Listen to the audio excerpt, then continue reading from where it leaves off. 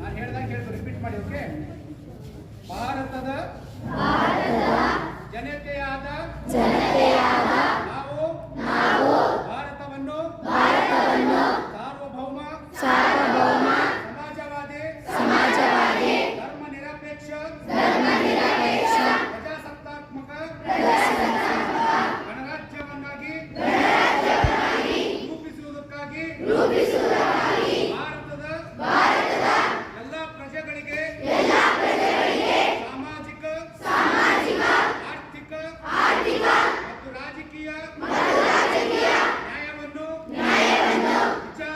ವಿಚಾರ ಅಭಿವ್ಯಕ್ತಿ ನಂಬಿಕೆ ಧರ್ಮ ಮತ್ತು ಉಪಾಸನೆಯ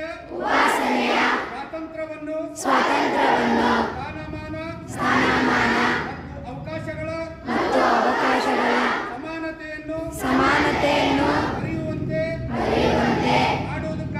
ಮಾಡುವುದಕ್ಕಾಗಿ ವ್ಯಕ್ತಿ ಗೌರವ ದೇಶದ ಏಕತೆ ಮತ್ತು ಸಮಗ್ರತೆಗಾಗಿ ಎಲ್ಲರಲ್ಲಿ ಮಾತೃತ್ವ ಭಾವನೆಯನ್ನು ಮೂಡಿಸುವುದಕ್ಕೆ ದೃಢ ಸಂಕಲ್ಪ ಮಾಡಿ ನಮ್ಮ ಸಂವಿಧಾನ ಸಭೆಯಲ್ಲಿ 1949ನೇ ಇಸ್ವಿಯ ನವೆಂಬರ್ ತಿಂಗಳ 26ನೇ ದಿನದಂದು ಈ ಸಂವಿಧಾನವನ್ನು ನಮಗೆ ನಾವೇ ಅರ್ಪಿಸಿಕೊಂಡು ಅಂಗೀಕರಿಸಿ ಶಾಸನವಾಗಿ ತಿಳಿಸಿಕೊಂಡಿದ್ದೇವೆ.